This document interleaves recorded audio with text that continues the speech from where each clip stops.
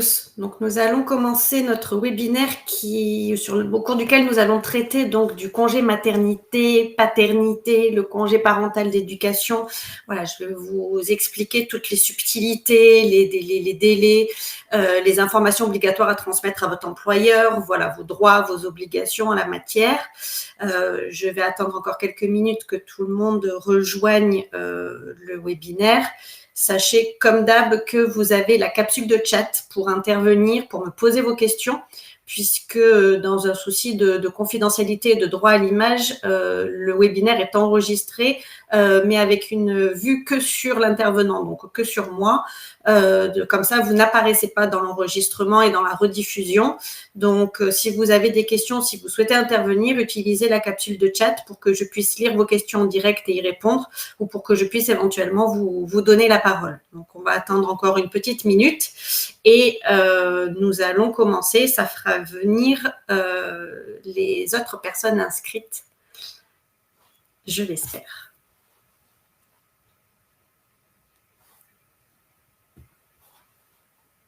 Je rappelle pour information qu'il y a 2 autres webinaires qui sont organisés la semaine prochaine et la semaine d'après, et qu'on a aussi la permanence assistance au CSE qui est gratuite. Vous pouvez prendre vos créneaux de rendez-vous en ligne ou alors par mail, de façon à pouvoir poser des questions qui peuvent vous préoccuper donc au quotidien en tant qu'élu du CSE, ou une situation dans laquelle vous êtes confronté dans vos relations de travail, ou dans le cadre d'un projet de négociation ou de discussion que vous pouvez avoir en tant qu'élu du CSE.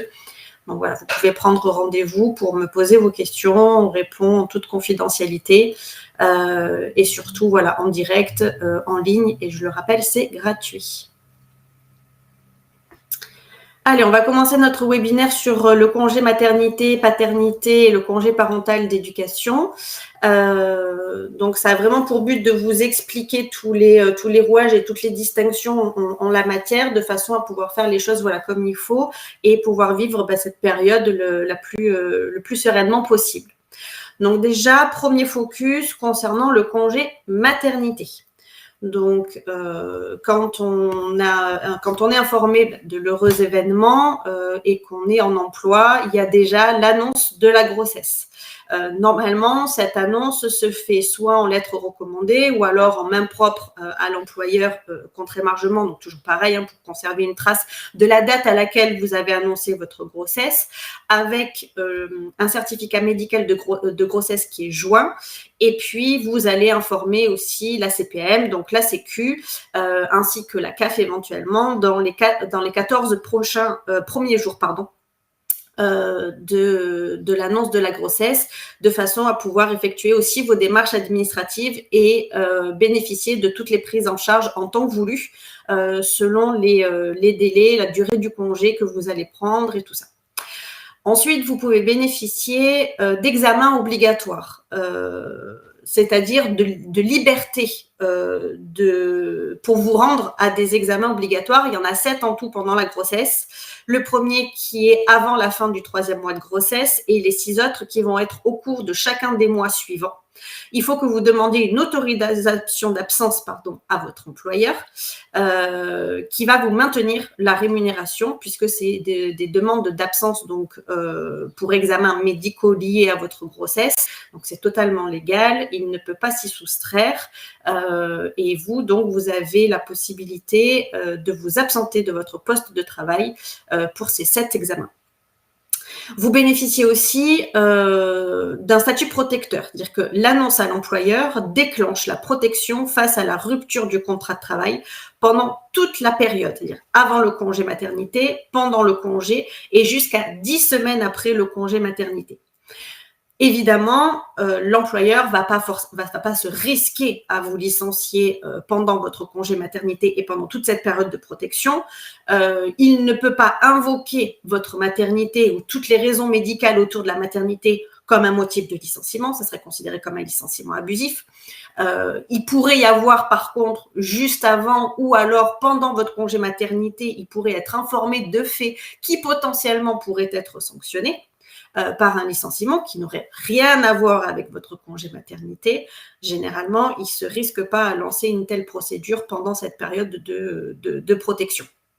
En tout cas, la maternité en tant que telle et tous les événements ou toutes les situations, tout le contexte lié autour de votre maternité ne peuvent absolument pas être un motif de sanction pouvant aller donc jusqu'au licenciement.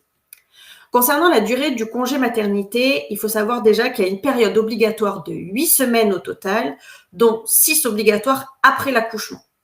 Et après, en fonction du nombre d'enfants, on va avoir une période donc qui varie. Pour le premier ou pour le deuxième enfant, on a un congé prénatal de 6 semaines qui est prévu, qui est programmé en fonction de la date prévisionnelle de la date de l'accouchement. Et on a un congé ensuite post-natal de 10 semaines, ce qui fait en tout 16 semaines pour le premier ou pour le deuxième enfant. À partir du troisième enfant, donc troisième enfant et plus, on a un congé prénatal de 8 semaines avant la date prévue de l'accouchement et un congé post-natal de 18 semaines. Quand il s'agit de jumeaux, on a un congé prénatal de 12 semaines et un congé post-natal de 22 semaines. Et quand on a des triplés ou plus, on passe à 24 semaines de congé prénatal et 22 semaines de congé post-natal. Ça, c'est uniquement concernant le congé maternité. Il y a des conditions, évidemment, d'indemnisation. On a 6 mois d'affiliation à la sécurité sociale et il faut avoir au moins travaillé 150 heures au cours des 3 mois précédents ou 600 heures au cours des 12 mois précédents, ou alors avoir perçu 1015 fois le SMIC horaire dans les 6 derniers mois, ou alors 2030 fois au cours des 12 derniers mois, pour pouvoir prétendre à une indemnisation pendant le congé maternité. Donc, il faut vraiment faire attention à ça, se renseigner et être sûr pour ne pas avoir donc de mauvaises surprises. Donc, ça, c'était concernant le congé maternité.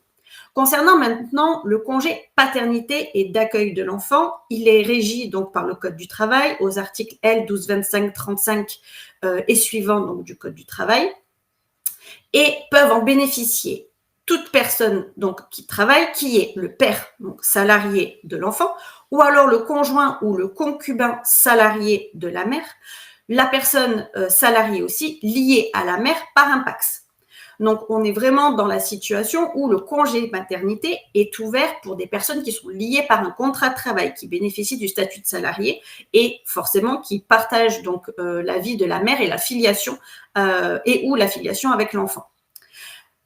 Pour le congé paternité et d'accueil de l'enfant, il y a des informations que le salarié doit transmettre à son employeur.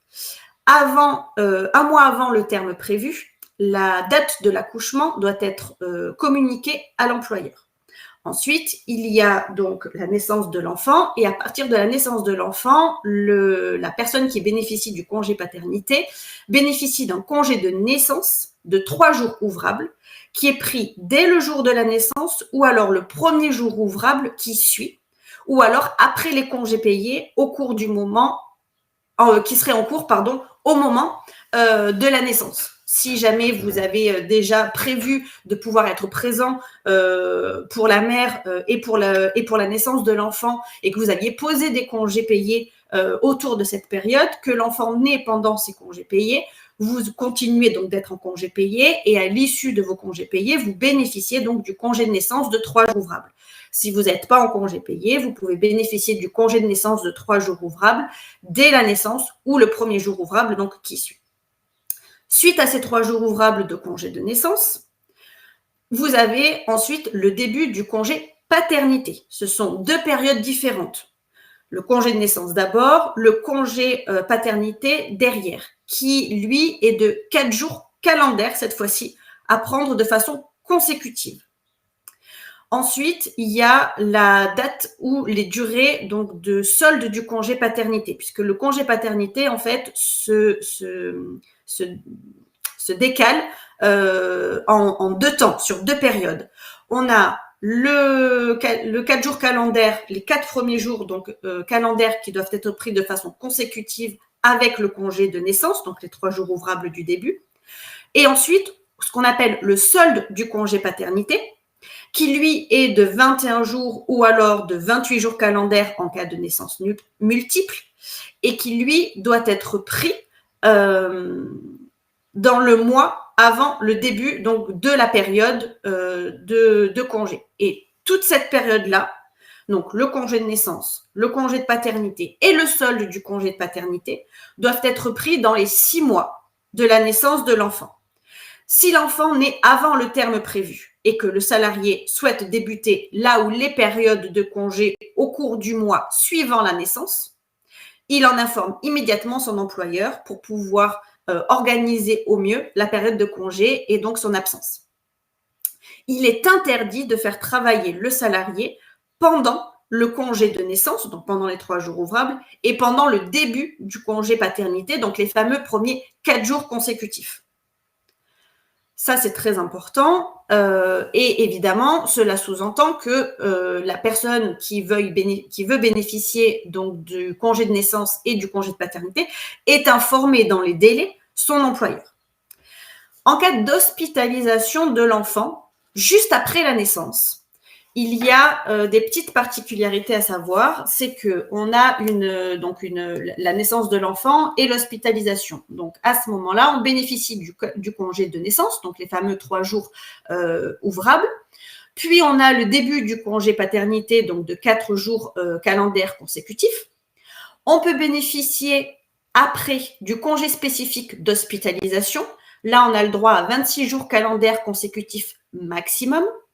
Et débutera ensuite le solde du congé paternité, donc les fameux 21 jours ou 28 jours calendaires en cas de naissance multiple. Pour bénéficier de cette période de congé spécifique d'hospitalisation qui peut aller donc jusqu'à 26 jours calendaires, le salarié doit bien évidemment informer son employeur sans délai et transmettre un justificatif de l'hospitalisation. Sinon, il ne pourra pas bénéficier de ce congé spécifique. Toute cette période-là, que ça soit le congé de naissance, le début du congé de paternité, l'éventuel congé spécifique d'hospitalisation et le solde du congé de paternité doivent absolument être pris dans les 6 mois qui suivent la fin de l'hospitalisation. Toute la période doit être prévue comme ça. Je me réexplique là, c'est peut-être pas très clair. Le congé est vraiment pris dans les 6 mois qui suivent la fin de l'hospitalisation. Toutes les périodes de congé au total doivent être prises dans les 6 mois. Le congé spécifique d'hospitalisation nécessairement va être inclus et va être pris pendant l'hospitalisation, mais on doit vraiment arriver à prendre le solde de son congé paternité dans les 6 mois, sinon on le perd. Il faut absolument penser à vérifier des dispositions conventionnelles, puisque votre convention collective peut prévoir des durées différentes, souvent plus favorables. Sauf si le salarié ne peut pas bénéficier des indemnités ou des allocations de la CPAM, il a le droit à un congé paternité. Et il est possible donc de fractionner le congé en 2 périodes d'au moins 5 jours chacune, c'est-à-dire qu'on va avoir le congé de naissance, où là c'est vraiment les 3 jours ouvrables, le congé paternité qui est de 4 jours calendaires consécutifs et ce fameux solde qu'on doit prendre dans les 6 mois qui suivent la naissance, donc les 21 jours ou les 28 jours en cas de naissance multiple, peuvent être fractionnés à la seule condition de poser au moins à chaque fois 5 jours. Donc ça, c'est vraiment important. Et donc, on aura la possibilité d'être indemnisé uniquement si on a les droits qui sont ouverts auprès de la sécurité sociale. Donc ça, c'était pour le congé paternité et d'accueil de l'enfant. Suite à ces périodes-là, on a le congé parental d'éducation qui est prévu à l'article L 1225-47 et suivant du Code du travail. Et là, on a des caractéristiques qui sont différentes puisque ce congé peut prendre 2 formes selon le choix du salarié. Le salarié doit avoir au moins 1 an d'ancienneté pour pouvoir bénéficier du congé parental d'éducation et il a la possibilité de faire une demande donc, de congé parental d'éducation total, donc dans ce cas-là, le contrat est suspendu, ou alors de demander un congé parental d'éducation partiel et là, on aurait un passage à temps partiel, au moins 16 heures par semaine. Le salarié peut modifier son choix à l'occasion du renouvellement du congé. C'est-à-dire qu'il peut poser un congé parental d'éducation pour une période d'1 an, par exemple, en congé total ou alors en congé partiel. Il va passer à temps partiel et il doit faire au moins 16 heures par semaine. Par contre, s'il veut modifier au bout d'1 an pour X raisons, et notamment des raisons financières, pour augmenter son temps partiel ou pour ne plus être en congé parental total, mais venir sur un congé parental partiel, il doit en informer son employeur et donc en faire la demande au préalable pour que l'employeur puisse aussi s'organiser et prévoir le retour de la salariée dans les meilleures conditions. Donc, pour les naissances, quand la mère accouche, on a donc notre fameuse première période donc du congé maternité dont je vous parlais tout à l'heure, et ensuite on a donc le fameux congé parental d'éducation, qui est donc au moins 1 an, qui peut être renouvelable jusqu'à 2 fois, jusqu'au 3e anniversaire de l'enfant. Il peut y avoir des périodes qui sont prévues de façon différente en cas de naissance multiple, notamment pour les enfants, naissance multiple, pardon, jusqu'à 3 enfants, c'est jusqu'à l'entrée en maternelle des enfants, et en cas de naissance multiple d'au moins 3 enfants, le congé parental d'éducation peut être renouvelable 5 fois et jusqu'au 6e anniversaire des enfants. Donc, on a notre fameux congé maternité. Ensuite, on a le congé parental d'éducation d'1 an, voire même plus en fonction de quand est-ce qu'on le renouvelle, jusqu'au 3e anniversaire de l'enfant ou son entrée en maternelle, ou alors jusqu'aux 6 ans de l'enfant quand on a plus de 3 enfants. Et à la fin du congé parental d'éducation, si jamais il doit encore y avoir un arrêt de travail, ça sera au titre de la maladie, de la survenance d'un handicap et sur justificatif. Là, on basculera dans les règles de droit classique d'arrêt de droit commun, ce qu'on appelle. Il n'y a pas forcément que la naissance au sens naturel du terme, il y a aussi le congé parental d'éducation quand on adopte. En cas d'adoption, on peut avoir donc le congé d'adoption à l'arrivée de l'enfant et jusqu'à ses 3 ans. Donc, on a un congé d'adoption qui est spécifique, qui n'est pas le congé maternité. On a un congé d'adoption. Et suite à ce congé d'adoption, on a le fameux congé parental d'éducation qui, là, lui aussi, est de 1 an et qui peut être renouvelable 2 fois. Pareil, en cas d'adoption simultanée d'au moins 3 enfants, il peut être renouvelable 5 fois jusqu'au 6e anniversaire de l'enfant. Le congé d'adoption qui est suivi par le congé parental d'éducation. Et ensuite, si jamais il doit encore y avoir arrêt, on basculera sur des arrêts maladie de droit commun, comme pour une naissance plus classique, on va dire.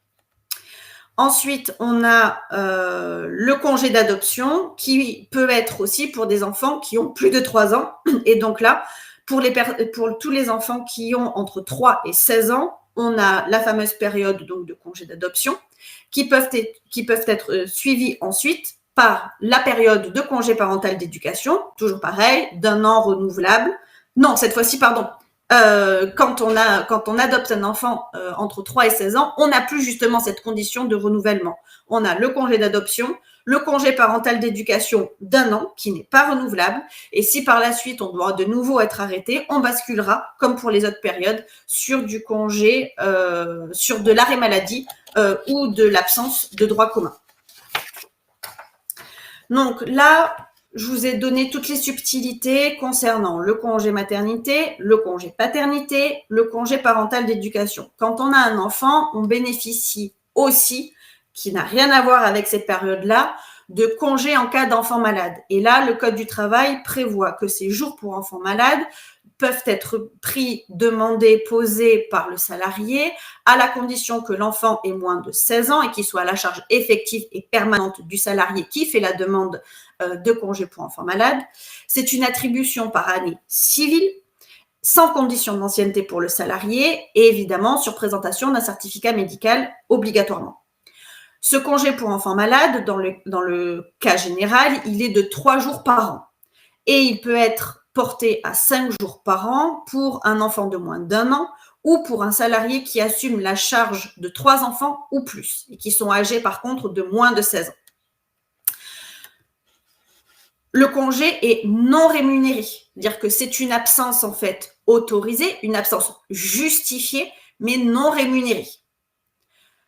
Il ne faut pas confondre le congé pour enfants malades avec le congé pour événements familiaux, où là, on peut avoir un congé qui est prévu donc par votre convention collective et qui est, quoi qu'il en soit, prévu par le Code du travail, qui lui est de 5 jours avec maintien de la rémunération.